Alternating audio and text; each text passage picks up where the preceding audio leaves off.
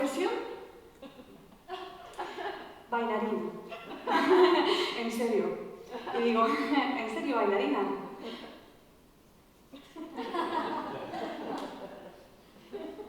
Eso no lo tenemos.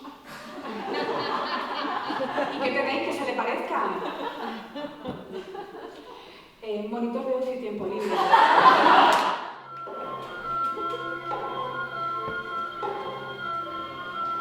Bon dia, benvingudes i benvinguts al CreaDansa de tardor 2021 de l'Institut del Teatre.